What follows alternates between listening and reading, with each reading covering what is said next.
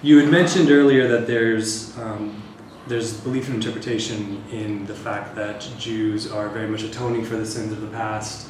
Does that translate into some sort of a presence as well into modern day? And do you believe that there should be interpretation that any sort of perceived, and I don't mean for that to be pointed, but perceived occupation and treatment of the Palestinians will further any sort of judgment and treatment of sins? Well, this is a little tricky, and again, Sorry, I don't necessarily want to cast aspersions on anyone. Sure, all I can say is this. It is true that we are accountable for any pain, any unnecessary pain that we impose on other human beings.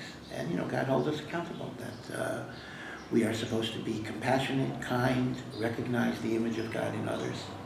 So if there are, I'm saying if there are abuses, if there are mistreatments, God will hold us accountable for them. There's no question.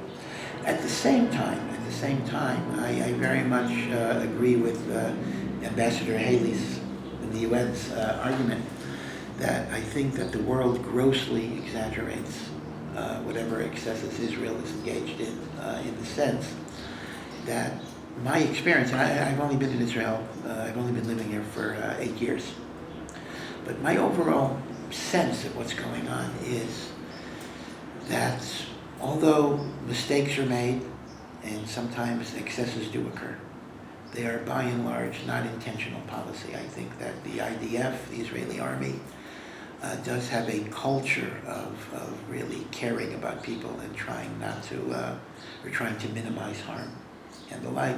And if things happen, people mess up. There are individuals who sometimes lose control.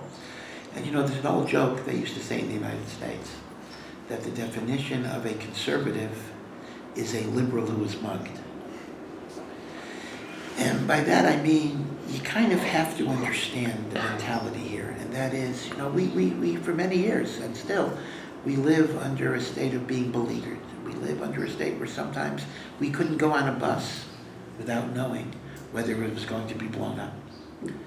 Just across the street here at the light rail stop, the Shimon HaTzadik light rail stop, we've had cars 2 or 3 times in the year that swerve into pedestrians, killing them. So you have to understand, when people do feel that their very life is threatened, that their children might die on the way to school, so sometimes people do overreact, but that's a very, very different thing than intentionally wanting to abuse people. So I do agree with you that a Jewish state must have a moral vision and it must have a decent respect for all people. And by the way, let me just say that I think it's obvious that the Arab citizens of the state of Israel have a much better quality of life and much more political and social rights than an Arab citizen of any other Arab country. This is a democracy. We have Arab representatives in the Knesset. We have Arab judges on the Israeli Supreme Court. Yeah, there is some discrimination. It is absolutely not perfect, and we need to work on that. But I think there's really been a concerted effort to try to treat people with respect, and I hope it'll continue. But as I say, when you're under a state of war, Yes. sometimes things happen that maybe an American can't fully appreciate. Yes, you'd mentioned you don't know if you're going to lose your children on the way to the school, and coming from the U.S., that is a very similar, different context. Yeah, that is correct, and that creates a whole different orientation. Yeah, absolutely. Thank you.